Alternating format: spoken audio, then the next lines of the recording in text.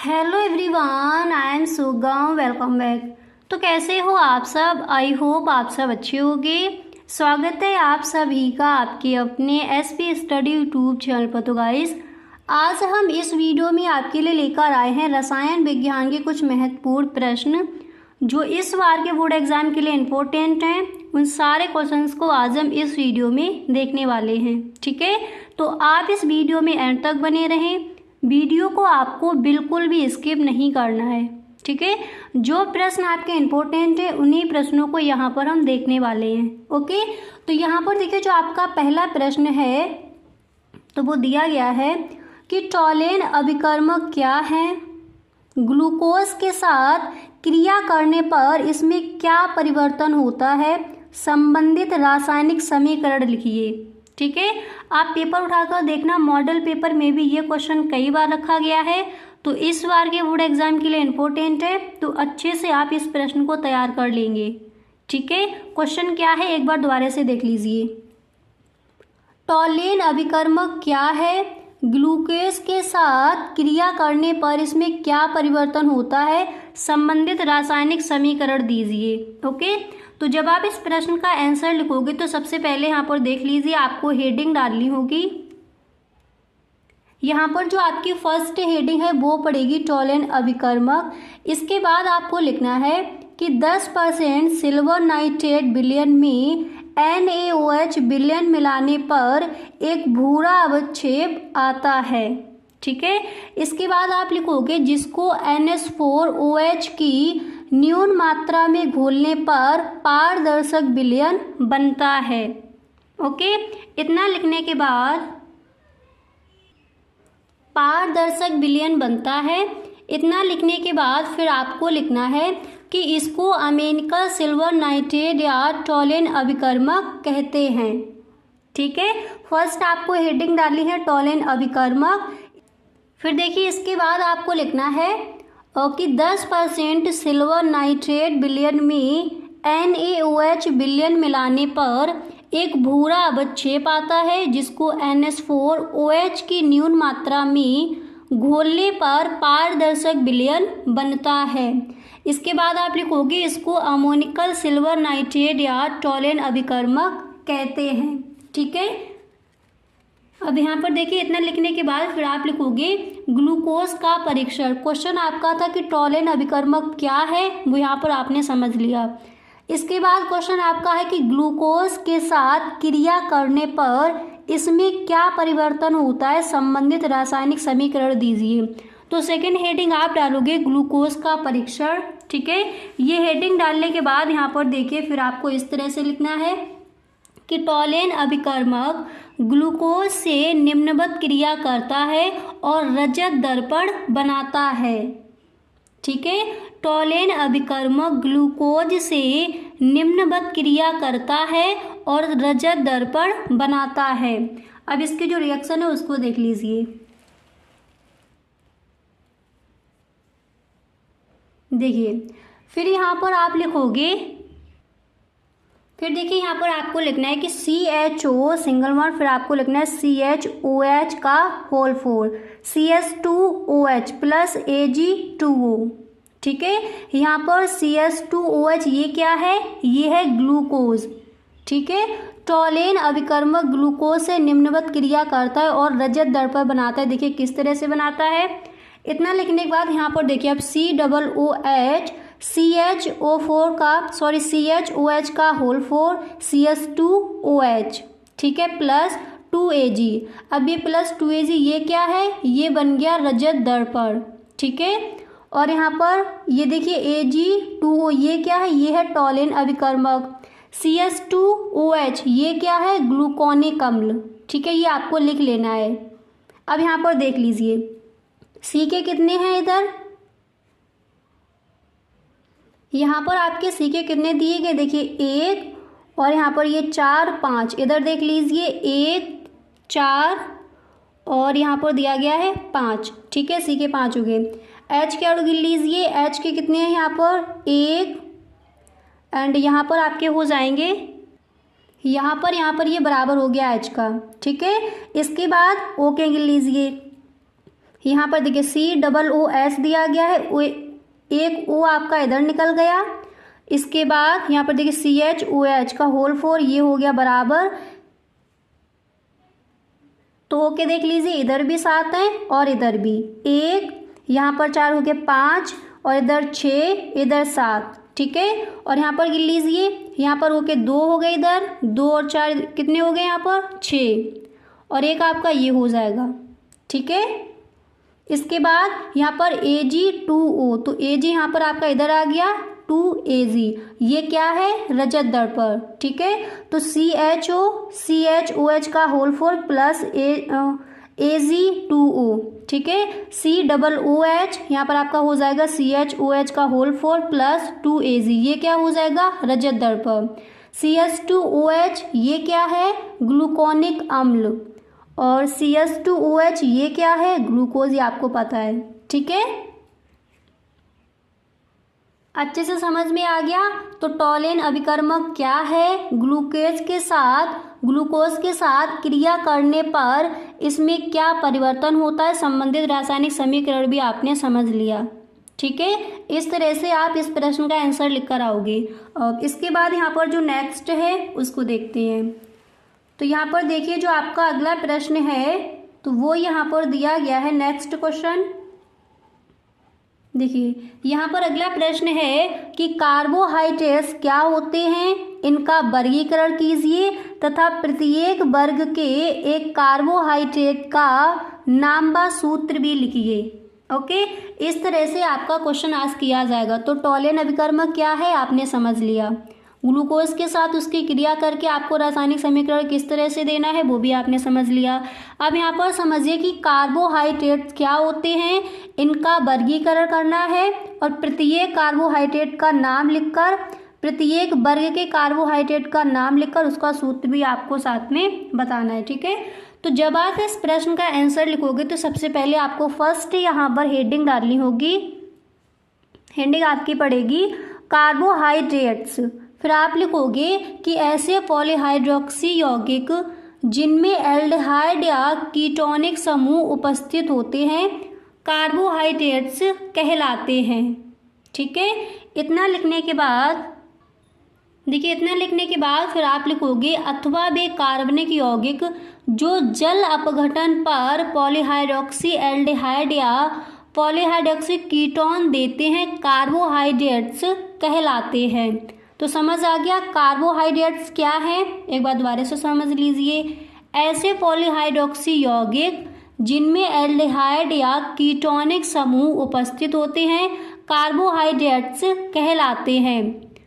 अथवा इस तरह से भी आप बोल सकते हो कि वे कार्बनिक यौगिक जो जल अपघटन पर पॉलीहाइड्रोक्सी एल्डिहाइड या पॉलीहाइड्रोक्सी कीटोन देते हैं कार्बोहाइड्रेट्स कहलाते हैं, ठीक है। इसके बाद आप लिखोगे कि कार्बोहाइड्रेट्स हमारे भोजन का मुख्य भाग है। मनुष्य के लिए कार्बोहाइड्रेट्स के उत्तम स्रोत हैं। कौन कौन से, गेहूँ, चावल, मक्का, केला, आलू, ये सब, ठीक है। तो कार्बोहाइड्रेट्स हमारे भोजन का मुख्य भाग है। मनुष्य के लिए कार्बोहाइड्रेट्स के उत्तम स्रोत हैं। कौन कौन से हैं,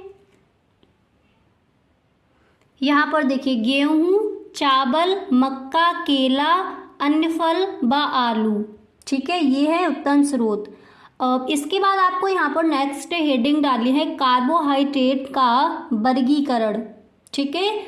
और ये हेडिंग डालने के बाद फिर आप यहाँ पर एक लाइन आपको इस तरह से लिख देनी है। देखिए आप एक लाइन लिखोगे कि भौतिक गुणों के आधार पर इन्हें 2 वर्गों में विभक्त किया गया है, किसे, कार्बोहाइड्रेट को, ठीक है। इसका जो वर्गीकरण है, क्लासिफिकेशन है, वो आपको बताना है। तो कार्बोहाइड्रेट का वर्गीकरण आप हेडिंग डालोगे, फिर आप लिखोगे कि भौतिक गुणों के आधार पर इन्हें 2 वर्गों में विभक्त किया गया है। वो कौन कौन से 2 वर्ग हैं उसको देखिए। तो फर्स्ट है आपका कि शर्कराएं, तो इसमें आप लिखोगे ये क्रिस्टलीय, मीठे तथा जल में घुलनशील होते हैं, जैसे ग्लूकोज, फ्रक्टोज, चीनी की शर्करा, लैक्टोज आदि, ठीक है। इसके बाद नेक्स्ट आप हेडिंग डालोगे अशर्कराएं, फिर इसमें आप लिखोगे देखिए, अशर्कराएं हेडिंग डालने के बाद आपको लिखना है ये अक्रिस्टलीय, स्वादहीन और जल में अविलय होते हैं, जैसे स्टार्च, सेलुलोज, ग्लाइकोजन आदि। ठीक है, तो कार्बोहाइड्रेट का वर्गीकरण हेडिंग डालने के बाद आपको लिखना है कि भौतिक गुणों के आधार पर इन्हें दो वर्गों में विभक्त किया जाता है। वो कौन कौन से दो वर्ग हैं? शर्कराएं, अशर्कराएं। शर्कराएं क्या है? ये क्रिस्टलीय, मीठे तथा जल में घुलनशील होते हैं, जैसे ग्लूकोज, फ्रक्टोज, चीनी की शर्करा, लैक्टोज आदि। ठीक है, नेक्स्ट हेडिंग क्या है? अशर्कराएं। इसमें आपको लिखना है ये अक्रिस्टलीय, स्वादहीन और जल में अविलय होते हैं, जैसे स्टार्च, सेलुलोज, ग्लाइकोजन आदि। अब इसके बाद आपको यहाँ पर नेक्स्ट हेडिंग डाली है रासायनिक गुणों के आधार पर। तो भौतिक गुणों के आधार पर दो वर्ग कौन कौन से थे? शर्कराएं, अशर्कराएं। इसके बाद रासायनिक गुणों के आधार पर देख लीजिए। तब यहाँ पर देखिए कि रासायनिक गुणों के आधार पर जो आपका कार्बोहाइड्रेट है उसको कितने भागों में विभक्त किया गया है। तो रासायनिक गुणों के आधार पर इनका वर्गीकरण निम्न प्रकार से किया जाता है। इसमें फर्स्ट हेडिंग आप डालोगे मोनोसैकेराइड। ठीक है, फिर आप लिखोगे कि वे शर्कराएं जिनका छोटे अणुओं में जल अपघटन नहीं होता मोनोसैकेराइड कहलाती हैं, जैसे ग्लूकोज, C6H12O6, फ्रक्टोज, इसका फॉर्मूला क्या होता है? C6H12O6। ठीक है, तो मोनोसैकेराइड हेडिंग डालने के बाद आपको क्या लिखना है? वे शर्कराएं जिनका छोटे अणुओं में जल अपघटन नहीं होता मोनोसैकेराइड कहलाते हैं, जैसे ग्लूकोज, फ्रक्टोज। ठीक है, इसके बाद आपको यहाँ पर नेक्स्ट हेडिंग डालनी है डाइसैकेराइड। ठीक है, फर्स्ट हेडिंग क्या थी? मोनोसैकेराइड। इसके बाद नेक्स्ट हेडिंग आपको क्या डालनी है? डाइसैकेराइड। इसमें आप लिखोगे, देखिए हेडिंग डालने के बाद आप लिखोगे कि वे शर्कराएं जो जल अपघटित होकर मोनोसैकेराइडों के दो अणु बनाती हैं डाइसैकेराइड कहलाती हैं, जैसे सुक्रोज। ठीक है, और इसका फॉर्मूला क्या होता है? C12H22O11। माल्टोज, इसका फॉर्मूला क्या होता है? C12H22O11। ठीक है, तो डाइसैकेराइड वे शर्कराएं जो जल अपघटित होकर मोनोसैकेराइड के दो अणु बनाती हैं डाइसैकेराइड कहलाती हैं, जैसे सुक्रोज। और मोनोसैकेराइड क्या था? वे शर्कराएं जिनका छोटे अणुओं में जल अपघटन नहीं होता मोनोसैकेराइड कहलाती हैं, जैसे ग्लूकोज। ठीक है, इस तरह से आप इस प्रश्न का आंसर लिखोगे। ओके, अब इसके बाद आगे देखिए।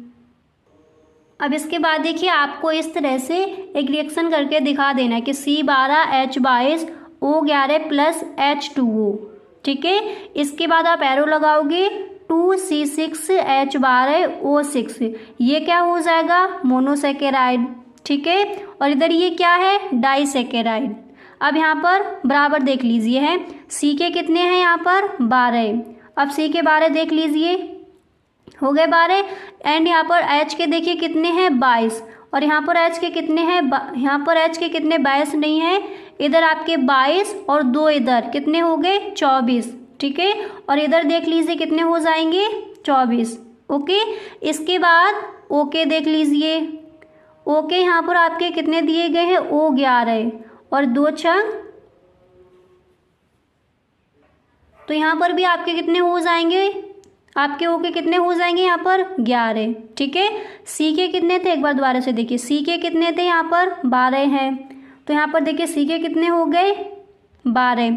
इसके बाद एच के कितने थे? 22 इधर हैं एंड 2 आपके इधर हैं 24, तो यहाँ पर ये कितने हो जाएंगे? यहाँ पर भी हो जाएंगे एच के 24। इसके बाद ओ के 11 थे, तो 2 छंग कितने हो जाएंगे? ओ के आपके 11 नहीं है, ओ के यहाँ पर कितने हैं? 12, क्योंकि ओ 11 यहाँ पर एक ओ का ये दिया गया है, तो कितने हो जाएंगे? 12। 2 छंग कितने हो जाएंगे? 12। ठीक है, इस तरह से। अब इसके बाद यहाँ पर आपको नेक्स्ट हेडिंग डाली है पॉलीसैकेराइड।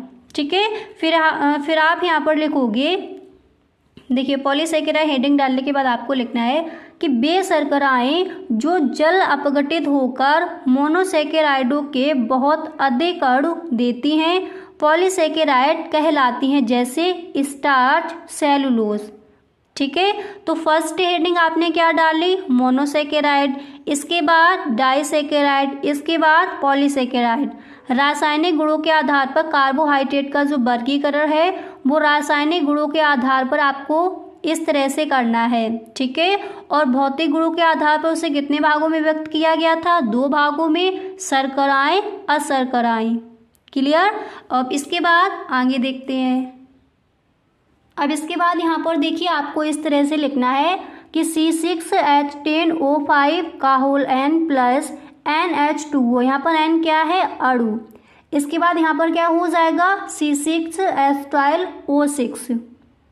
ठीक है, यहाँ पर देखिए काउंट कर लीजिए, C के कितने हैं, 6 हैं इधर, और इधर भी कितने हैं, 6। H के कितने हैं, देखिए 10 इधर दिए गए हैं, 2 इधर, कितने हो गए, 12। तो H के भी 12 हो गए, C6H12। इसके बाद O के कितने हैं, H2O, तो H के यहाँ पर काउंट कर लिए। इसके बाद O के देखिए 5 उधर, 1 इधर हो जाएगा, कितने हो जाएंगे, 6। तो C6H12O6। ठीक है, तो ये पॉलीसेकेराइड है, ये क्या हो जाएगा, मोनोसेकेराइड। क्लियर। इसके बाद जो आपका अगला प्रश्न है उसको देखिए, very very most important question है इस बार के बोर्ड एग्जाम के लिए। ठीक है, तो इस प्रश्न को आपको सही ढंग से तैयार कर लेना है। क्वेश्चन है कि फॉर्मेल्डिहाइड एवं एसीटल्डिहाइड में विभेद कीजिए, आपको अंतर बताना है। ठीक है, तो जब आप इस प्रश्न का आंसर लिखोगे तो सबसे पहले आपको फर्स्ट हेडिंग डाली है फॉर्मेल्डिहाइड एवं एसीटल्डिहाइड में विभेद। ठीक है, हेडिंग डालने के बाद देखिए, हेडिंग डालने के बाद फिर आप लिखोगे कि एसीटल्डिहाइड यानी I2 NaOH के साथ पीले रंग का आयोडोफॉर्म बनाता है, जबकि फॉर्मेल्डिहाइड यह परीक्षण नहीं देता।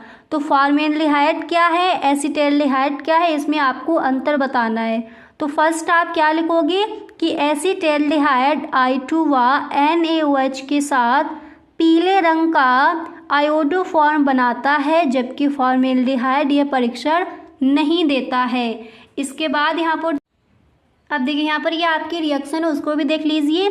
CH3CH plus 4 NaOH plus 3I2 इधर हो जाएगा CHI3HCOON, ये क्या है आपका आयोडोफॉर्म, 3Na प्लस 3H2O। ठीक है, इनको आपको बराबर कर लेना है। ठीक है, अब इसके बाद देखिए आपको क्या करना है, इसके बाद आपको यहाँ पर नेक्स्ट जो क्वेश्चन है उसको देखते हैं। नेक्स्ट प्रश्न है कि अभिक्रिया की आणविकता तथा कोट में क्या अंतर है, एक उदाहरण देकर स्पष्ट कीजिए। कई बार ये क्वेश्चन भी आपका आस्क किया गया है बोर्ड एग्जाम में। ठीक है, तो अभिक्रिया की आणविकता तथा कोट में क्या अंतर है वो आपको बताना है। तो सबसे पहले फर्स्ट यहाँ पर आप हेडिंग डालोगे, आपको हेडिंग डालनी है अभिक्रिया की आणविकता तथा कोट में अंतर। ठीक है, हेडिंग डालने के बाद आप लिखोगे, देखिए हेडिंग डालने के बाद आपको इस तरह से लिखना है कि अभिक्रिया की आणविकता सदैव एक पूर्ण संख्या होती है, जबकि अभिक्रिया की कोट भिन्नात्मक भी हो सकती है।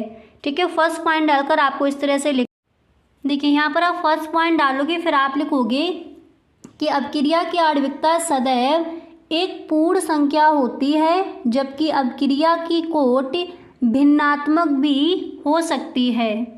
ओके, फर्स्ट पॉइंट डालकर आपको क्या लिखना है कि अभिक्रिया की आणविकता सदैव एक पूर्ण संख्या होती है, जबकि अभिक्रिया की कोट भिन्नात्मक भी हो सकती है। इसके बाद दूसरे नंबर पर आप लिखोगे कि अभिक्रिया की आणविकता कभी भी शून्य नहीं हो सकती, जबकि अभिक्रिया की कोट शून्य भी हो सकती है। इसके बाद तीसरा पॉइंट डालकर आप लिखोगे कि किसी भी अभिक्रिया की आणविकता और कोट समान या भिन्न हो सकती है। इतना लिखने के बाद देखिए, इतना लिखने के बाद फिर यहाँ पर आप लिखोगे, देखिए चौथा पॉइंट डालने के बाद आपको यहाँ पर लिखना है कि आणविकता अभिक्रिया के पद में उपस्थित भाग लेने वाले वस्तुओं की संख्या है, परंतु अभिक्रिया की कोट अभिक्रिया के वेग और अभिकारकों की सांद्रता में संबंध बताती है। इसके बाद आप लिखोगे कि आणविकता और कोट में अंतर निम्नलिखित उदाहरण द्वारा स्पष्ट हो जाता है। इसका आपको उदाहरण भी देना है। क्लियर? इतना समझ आ गया। अब इसके बाद देखिए इसका जो उदाहरण है वो क्या हो जाएगा। अब देखिए इसका उदाहरण आप इस तरह से लिखोगे कि CH3COO2H5 plus NaOH, CH3COONA plus C2H5OH। ठीक है, इसके बाद CH3COO2H5 plus H2O, CH3COOH plus C2H5OH। इसके बाद आपको लिखना है कि फर्स्ट द्वितीय कोट की अभिक्रिया है, ये वाली आपकी द्वितीय कोट की अभिक्रिया है क्योंकि इस अभिक्रिया का वेग CH3COOC2H5 और NaOH दोनों के सांद्रण पर निर्भर करता है।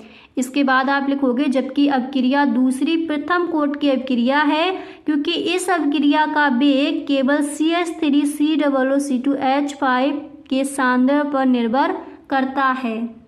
ठीक है, इस तरह से आप अभिक्रिया की आणविकता तथा उसकी कोट में अंतर आप इस तरह से दोगे। उदाहरण आपने यहाँ पर देख लिया। ठीक है, तो गाइस आज के लिए बस इतना ही। अब मिलते हैं नेक्स्ट वीडियो में। अगर सच में आपको ये वीडियो पसंद आया है तो please tell me in the comment box, और अगर सच में अच्छा लगा है वीडियो तो आप इस वीडियो को एक लाइक ज़रूर कर दें। Okay, thank you so much.